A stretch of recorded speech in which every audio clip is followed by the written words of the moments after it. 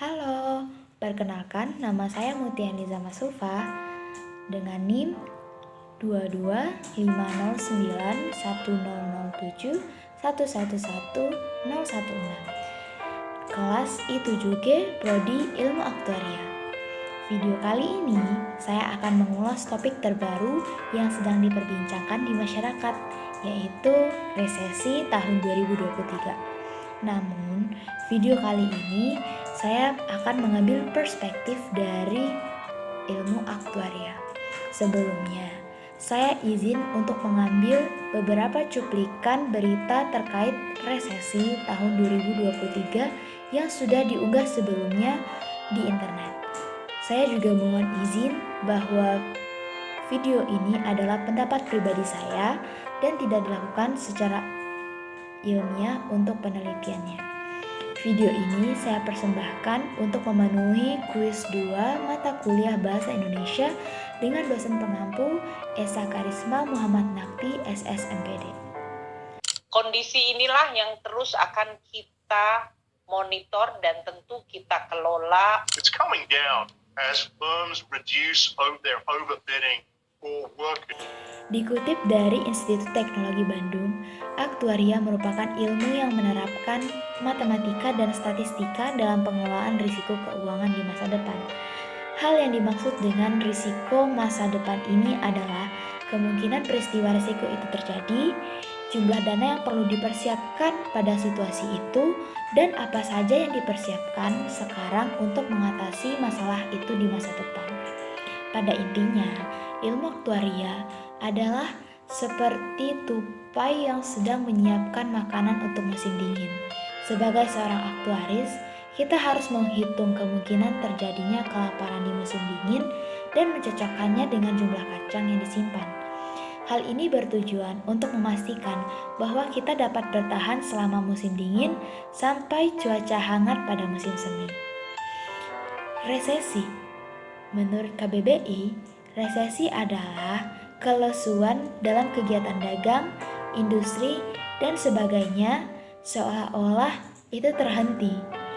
Menurunnya, mundurnya, berkurangnya kegiatan dagang, industri. Dilansir dari laman resmi Otoritas Jasa Keuangan, secara umum resesi ekonomi dapat dimaknai sebagai suatu kondisi di mana perekonomian suatu negara atau beberapa negara mengalami penurunan berdasarkan dari produk domestik bruto atau PDB, jumlah pengangguran, maupun pertumbuhan ekonomi yang bernilai negatif selama 2 kuartal berturut-turut.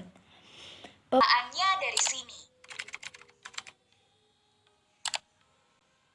Beliau menyampaikan, Presiden Jokowi, tahun ini kita akan sangat sulit. Tahun ini kita akan sulit. Terus, kemudian seperti apa? Tahun depan akan gelap. Lalu ke sini. Jadi dalam hal ini Ibu Mensos akan membayarkannya 2 kali. Bank Dunia sudah menyampaikan kalau bank sentral di seluruh dunia melakukan peningkatan suku bunga secara cukup ekstrim dan bersama-sama, maka dunia pasti mengalami resesi di tahun 2023. Inilah yang sekarang sedang terjadi. Pemicu terjadinya resesi tahun 2023 adalah kondisi ekonomi yang porak-poranda setelah pandemi COVID-19. Terlebih dari besar kecilnya dampak pemicu ini ditandai dengan inflasi di berbagai sektor dan juga dimonitori oleh konflik Rusia-Ukraina. Konflik ini mengganggu perdagangan energi, makanan, pupuk, logam industri, dan komoditas lainnya. Pemisahan Amerika dan Tiongkok juga semakin tajam di semua dimensi, baik itu teknologi, data, informasi, dan juga politik di kawasan Taiwan. Organisasi OPEC Plus juga memainkan harga minyak untuk selalu tinggi. Dan juga sistem perdagangan dunia semakin parah. Sanksi ekonomi terhadap Rusia meningkatkan biaya transaksi perdagangan yang tidak masuk akal. Rasio hutang yang tinggi juga mengakibatkan kondisi krisis utang yang tidak stabil. Sehingga bayangan resesi kian terasa semakin dekat ketika data moneter internasional atau IMF menyatakan sepertiga ekonomi dunia telah mengalami resesi atau pertumbuhan negatif selama 2 kuartal berturut-turut. Hal itu tentu membuat para investor di Indonesia mulai merasa was-was akan gelapnya kondisi perekonomian di tanah air. Resesi tahun 2023 tidak dapat dipastikan akan berdampak besar bagi Indonesia.